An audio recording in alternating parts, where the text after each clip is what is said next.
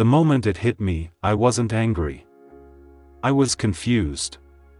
Because for the first time, I couldn't tell if people were actually treating me unfairly, or if I had been quietly shaping every situation to feel that way. And the worst part? I had no idea I'd been doing it. I used to think I was just unlucky. That was the word I always came back to. Unlucky. At work, I felt overlooked. I'd put in effort, stayed late, did what I was supposed to do, but somehow, the recognition always went to someone else. I remember sitting at my desk, pretending not to care while someone else's name got called out in meetings. I guess I'm just not the type they notice, I'd think. In relationships, it was similar. I'd show up, listen, support people, and still feel like I was the one being misunderstood. Like no one really saw me the way I saw them. Even small things felt off. If someone didn't reply to a message, I'd assume they were ignoring me. If a friend canceled plans, I'd feel like I wasn't important enough. If someone criticized me, even lightly, it stayed with me longer than I wanted to admit. It all added up to this quiet, constant feeling. Why does this keep happening to me? And I genuinely believed it. I wasn't trying to play the victim. I wasn't even aware of it. It just felt true. There was one specific day I keep coming back to. It was a normal afternoon at work. Nothing unusual. I had just finished a project I'd been working on for a week. I thought it turned out well, clean, thoughtful, exactly what was asked. Later that day, my manager briefly mentioned the project in a meeting. But instead of highlighting my effort, he focused on a small issue. Just one detail. Something minor I hadn't even thought twice about. No praise. No acknowledgement. Just correction. I remember sitting there, completely still, nodding like it didn't bother me. But inside, something tightened. I knew it, I thought. No matter what I do, it's never enough. That thought didn't feel dramatic. It felt logical. Familiar. Like confirmation of something I had already believed for a long time. That evening, I met a friend for coffee. I wasn't planning to talk about it, but somehow, I did. I told him what happened, how I felt, how it always seemed like people focused on what I did wrong instead of what I did right. He listened quietly.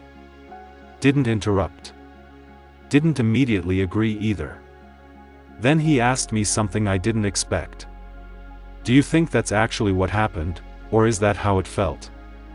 I remember pausing. Because the question didn't sound complicated, but it didn't feel simple either. What do you mean? I asked. He shrugged slightly. I mean, did he only criticize you? Or is that the part your mind held on to? I wanted to answer quickly. Defensively. But I couldn't. Because if I was honest, I wasn't sure. That question stayed with me longer than the situation itself. Over the next few days, I started noticing things I hadn't paid attention to before. At work, I replayed conversations in my head. Not just the parts that bothered me, but the whole thing. And something strange started to happen. I realized people weren't always as negative as I remembered them. My manager, for example, he didn't just criticize. There were moments, brief, subtle, where he acknowledged effort. Not loudly, not dramatically. But it was there. I had just skipped over it. Almost automatically. It made me uncomfortable to admit. Because it meant something I hadn't considered before. Maybe I wasn't just reacting to reality. Maybe I was filtering it. I started paying closer attention to my thoughts. Noticing the patterns. And the more I watched, the more consistent it became. If something went wrong, I took it personally.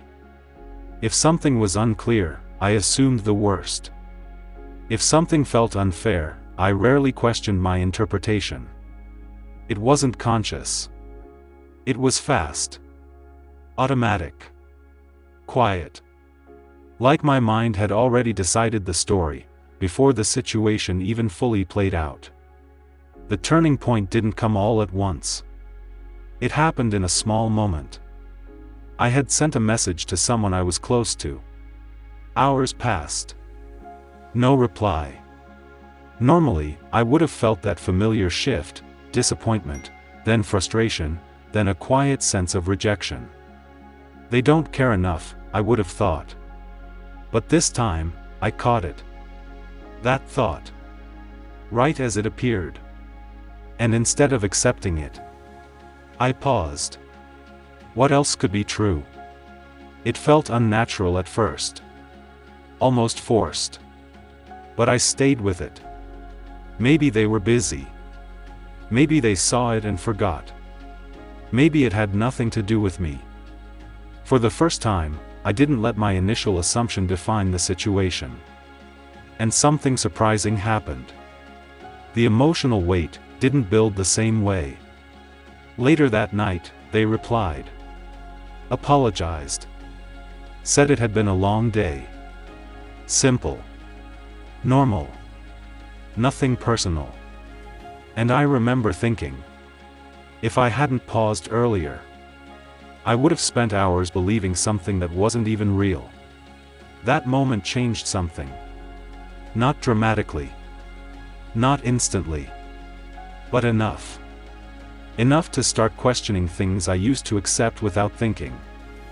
I began to see how often I had placed myself in the position of the victim, without meaning to. Not because people were always treating me unfairly, but because I had quietly trained myself to see things that way. To focus on what was missing instead of what was present. To interpret neutral situations as negative. To assume intent where there was none. It wasn't obvious. It didn't feel like a mindset. It felt like reality. And that's what made it so difficult to notice. Because when you feel like a victim, it rarely feels like a choice. It feels like something that's happening to you.